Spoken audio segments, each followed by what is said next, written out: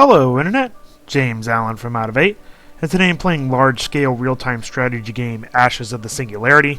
Game features a single-player campaign mode with a handful of missions with some branch-off options there. Kind of explains the storyline. It's the first episode, so I guess they're planning on expanding in the future.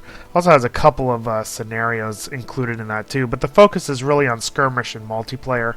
I'm going to play a skirmish game against the AI. The AI opponent is really good. On normal difficulty, they don't get any advantages or disadvantages, and they play pretty well and have lost quite a number of games against the AI, so we'll see how I do here. A lot of different maps to choose from, anywhere between 2 and 6 players right now. With teams and stuff too. So I'll just kind of pick one of these maps here to go with. Basically, the ways you can win: the usual annihilation of your opponent, or you can collect some resource locations. It's kind of a way to beat stalemates, and then the first person to get a certain number of points wins. So I'm going to do the regular faction here, and we'll have to get going because you have 0 time to relax in this game. As a person that likes to focus on the economy and turtling, this game really makes you always expand outward. You have to keep expanding because that's the only way you're going to be able to outpace the opponent and how big their army is. Defenses take way too long to construct, so it's really a focus on offense. And if you like that sort of thing, then you'll love it. And if you don't like that sort of thing, then you'll hate it. That's basically the deciding factor here. There are some neat things that this does offer. Makes this into an army. Some neat things that this does offer. I shouldn't have done that right then. To the genre. Come on, finish that. First off are these resource locations. You can see these little lines here that kind of show off where they are. They are guarded by little neutral foes that get progressively stronger as the game goes on. These guys are idle now because I forgot about this. So we'll go with that, and then we'll see where we're at. So what you do is when you capture these, you'll get either metal or radioactives. Those are the two resources in the game. And really you just need to have some sort of little army to take them out. And let me expand up this way too. And all your units will attack automatically and stuff like that, so that's nice. And I'm out of metal already, because I'm using 2 engineers on that one thing, namely. Alright, yeah, now I'm down to 0. Alright, yeah, go up this way.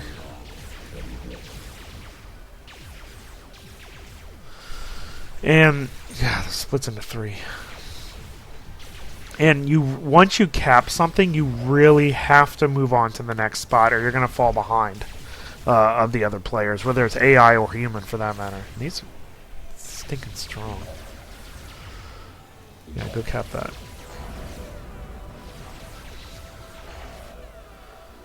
I'm alternating between these two just to get these starting things ready to go. I almost have this. I'm going to numb key these guys in a little bit.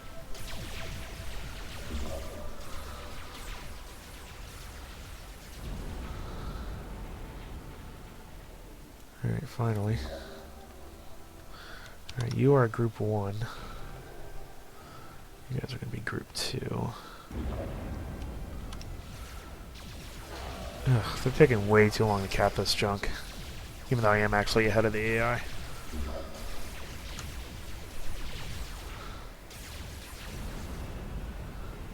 Alright, I have no metal, so I don't really want to build anything. Okay, so they're done, so they gotta go. So you really have to keep an eye on your little mini-map down here, or press spacebar and do the strategic map to really focus on when they're gonna cap stuff. Let me go grab those radioactives real quick. Now, once you cap this, it actually pulls in 1 resource per location there, but you can also go and build extractors which will net an additional resource per extractor. And I'm going to build a couple quantum things for these little points right here that are used for doing production upgrades, combat upgrades, and then calling in these orbital abilities once you build the buildings for them, which are basically big giant weapons and stuff. Alright. And you really have to keep an eye on these guys. Like I said, and then what happens, these maps are really big. So, and here this one is. So you'll end up having like 6, 7, 8 different little armies of like 2 or 3 groups of units each, and you have to constantly be cycling between them, telling them to cap the next thing, and you just keep going and going and going and going and expanding and expanding. Because if you don't, you're going to fall behind. So those guys go there, and then I'm going to pull everybody else in the other direction. So you guys are now 3. And you guys go this way. So basically you just spend the game constantly shuffling between all these groups that are out here capping stuff. At least in the early game. And then eventually what you do is you just kind of consolidate all your forces and then take on wherever the enemy happens to be. Alright, so here's this spot. You guys grab that. And you guys need to go over here more. You guys are still doing that.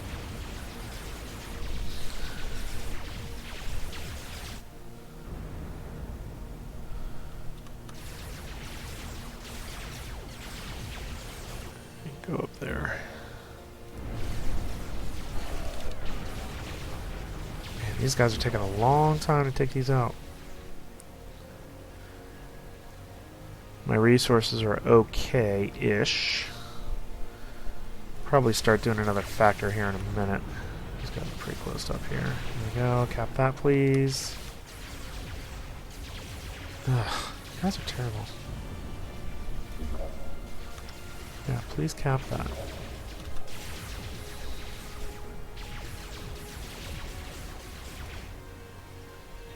Alright, so that's done. Then I'll go get this other one, and then I'll start building some more factories and stuff. Alright, so they're done now. Let's go this way. Again, as soon as you cap it, you gotta go. Or you're gonna fall behind in the resources. And what these nodes do, they have to be connected back to your base for you to get the resources for it. So the enemy could come in and take this one, and I'll lose all the forward positions off of that.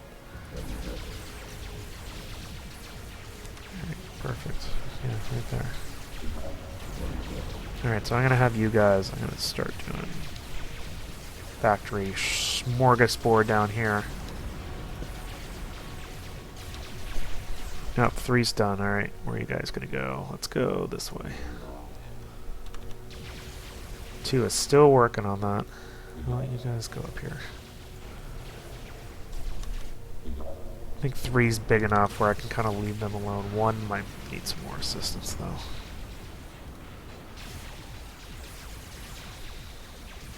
Yep, there's blue. Hey, guys. So you can see that this is one of the first games to really use DirectX 12, although I'm not recording in DirectX 12 because I heard there are issues with it. Thanks, Microsoft. But the performance is better in DirectX 12. And it looks pretty nice, and it performs very smoothly, even with a bunch of units on the screen at once. Increase my pop cap. You guys are capping that. Again, you can see how spread out I am, because you always have to keep expanding. So it's really easy to lose track of what the heck is going on. Alright, where do I want to go? Let's go up. How's 3 doing? 3 is not doing so hot. Well, I know where blue is. Alright, well, let's queue some of these guys up. Actually, oh yeah, I do need that. Need some scouts so I can get some radar up. That's one thing, is that units have very small... Yeah, those guys are screwed. Alright, so... let's move these guys here. Where are you guys going? Alright, so what do I want to do?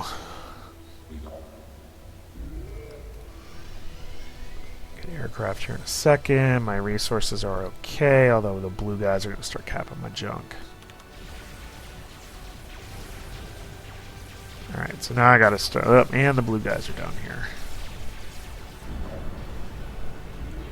Or maybe that's just my building. Alright, let's do bombers.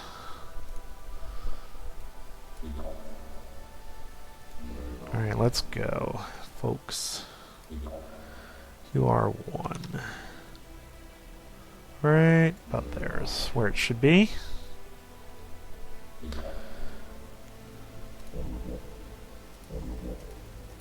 We're going to get the armory up for my tier 2 cruisers. Yep, and they have capped that, so...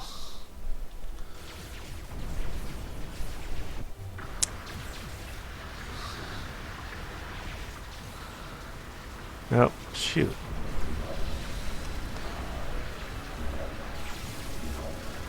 Like I said, AI is good. It's already beaten me. So I fully expect to lose this. Now, one thing I wish the game had was better hotkeys. The hotkeys are actually pretty terrible. There's no button to like select factories, so you could quickly change rally points. Or even cycle between factories, like using a tab button. There's one for like idle factories, but see, I'm losing my economy right now. Alright, we're gonna have to push hard on this guy after we take him out down here.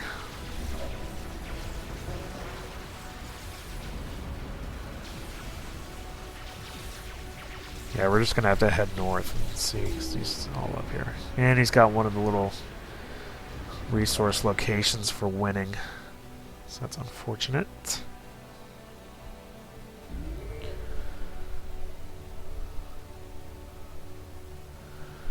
Alright, so we're just going to head north with these guys.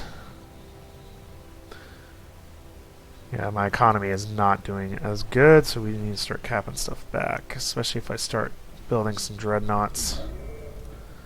Which is what I want to do. What you need to do. Let's do the long range and the heavily armed. Now I'm really going to be burning my economy up. Alright guys, let's go. Alright, let me form an army actually out of this. Zoom out a little bit. Alright, so you just click the form army button. What they do is they move in formation. The developers really want you to kind of treat it as like a big gigantic unit. Like a customizable unit. But it really just moves in formation. And, you know, kind of attacks a little bit more intelligently than it would if it was just a giant mass of units. It's really just to kind of keep all the units in the same speed, really. And he's going to go right after my base. Yep. So I'm going to lose.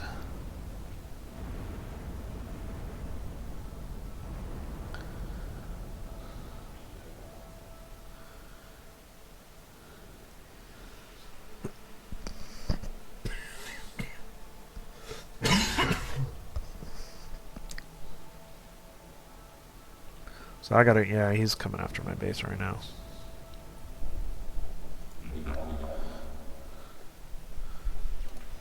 Our fleet is under attack. Yeah, I know.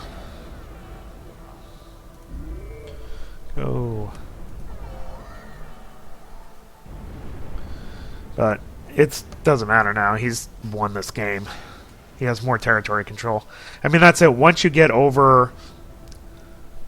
well, really a little bit over half of the territory, you've won the game. The game's over. So, and it's constant expansion or you lose. That's the game. So, personally, I don't like it.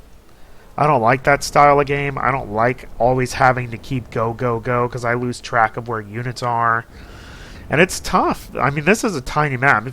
A small map with like 10 different armies all in different locations. I mean, even though you don't have to micromanage these units with abilities and stuff, thank God you don't.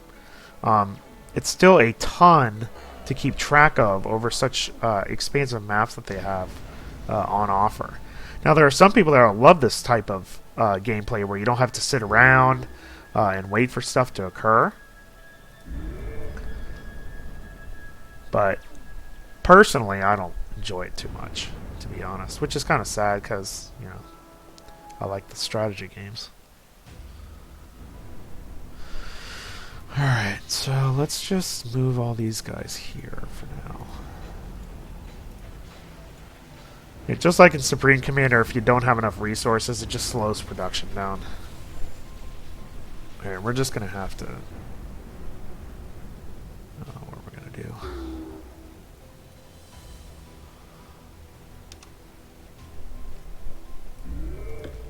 Alright, come on, army.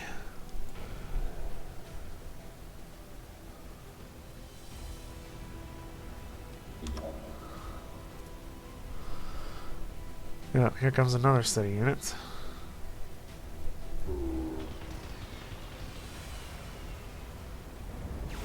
And, you know, I've lost the game, so... Anyway. He's just gonna come in and cap the rest of my stuff. So, anyway, there we go. So... That's basically it. I mean, whether you like this game or not depends on how you feel about playing offensively. If you like always pushing, expanding, then you'll like it. And if you prefer a more defensive or laid-back approach, then you won't like it. And that's basically it. You know, the single-player campaign isn't too special. There's nothing innovative about that. Online multiplayer is really where the focus is. This game has an extremely good AI, as you can see, as it's kicking my butt and it has no advantages at its current difficulty level either. So we're playing head-to-head. It's very good at exploiting what type of units you have and building the counters for it. It's honestly able to keep track of way more than I can, you know, being a computer and all. And I'm going to start losing all my points here in a second. Yeah, I know it. He's halfway to victory. The interface could be improved. I would love to have more hotkeys for accessing all your units, cycling through different factories so you can easily change the waypoints or even remember where they're at. I mean, the maps are so huge, you forget where you plop down factories at when you want to try to move all your units around. And since the maps are so big, it takes so long for units to move around. You really need to keep track of where everything's at. You have this little strategic map that'll show where they're at, but you know, even that's not the greatest, you know, thing right here. You can move the camera around here, but it's not, you know, optimal. That's for sure. That said, I like the idea of the location-based, you know, capture nodes. You don't even have to like build on them to collect the resources. You just have to cap them. And you can see now that he capped that, so when it cut off these two from my economy. So my economy is basically dead. So all he has to do is eliminate my base. So I really, really like the idea of that. The game could use more units. I mean, there's only a handful of units of each type in the game, which is fine, to be honest about it. But, of course, more variety always begets more different strategies you can employ in the game. And it has the little research points up here that you can use to call down abilities and stuff if you build the specific buildings for it. So, just, it's probably take them a while to take my base down, maybe. So, that's basically it. So, like I said, it really depends on how you feel about always pushing and always expanding. If you don't like offensive strategies when you play an RTS, then you won't like it. And if you do like it, then you will. And that's basically it. So, that's all I have for today. Till next time, bye now.